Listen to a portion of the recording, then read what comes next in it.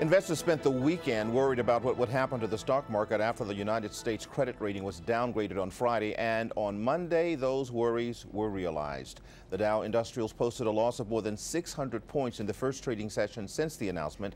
The market finished below 11,000, its lowest level since November.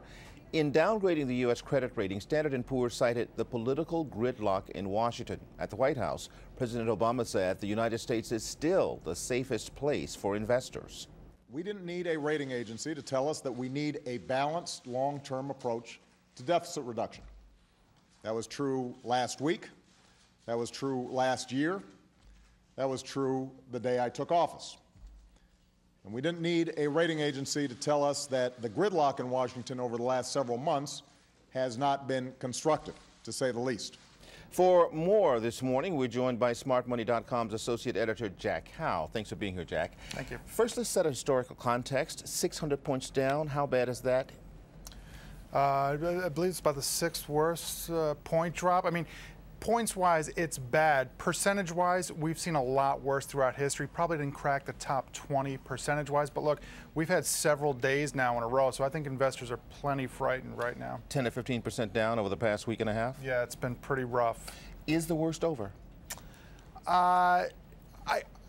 I don't necessarily think so. I really think this could be a long kind of slog, not necessarily a sharp decline or plunge that we get it over with and we move right on.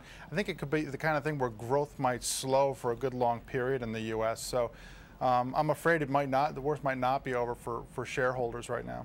So Standard & Poor's also downgraded Fannie Mae and Freddie Mac on Monday. Now, what does this mean for the millions of people who have mortgages financed by Fannie and Freddie? Not much so far. What you really want to look at is the 10-year Treasury yield. That kind of sets the pace for interest rates across the country. And investors actually piled in. Amazingly enough, they piled into Treasuries because they were more afraid of stocks today. So the yield on the 10-year Treasury came down. That suggests that mortgage rates aren't going to jump quite yet. Not to say that we couldn't see that in the future, but for right now, I think people are okay on interest rates and okay on mortgages. Had you expected that response from the bond market? I mean, after all, the rating suggested that people shouldn't have any confidence at all. So why would people buy when the ratings had been reduced? If you read Standard & Poor's downgrade note, right, they said basically the problems in America are very fixable. There is enough prosperity here. We can get our hands on the money. That's not the problem. It's the political gridlock in Washington.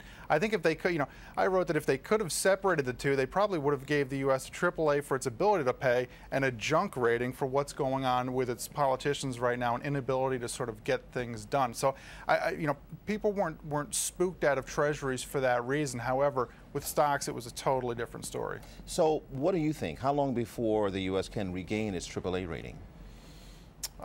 In the past, when this has happened in countries, it's taken many years to get it back. I mean, I don't think we're gonna turn things right around. This is a long process. I think what people need to focus on right now, basically you've got a choice here. It's either the nation or the stockholders. If we do what's good for the nation right now, that means dialing down some of the excess we've had. We've had a lot of growth that was bought by borrowing in this country, and if we start to do away with that, it's going to bring down, the economic growth, it's going to bring down corporate profits, and it's going to bring down shares. Well, let's make sure we're clear here. The growth you're talking about occurred, what kind of time period? Because over the past decade. If you take a look at economic growth in this country over the past decade, and if you remove all the borrowed money, you're left with nothing, a little less than nothing actually.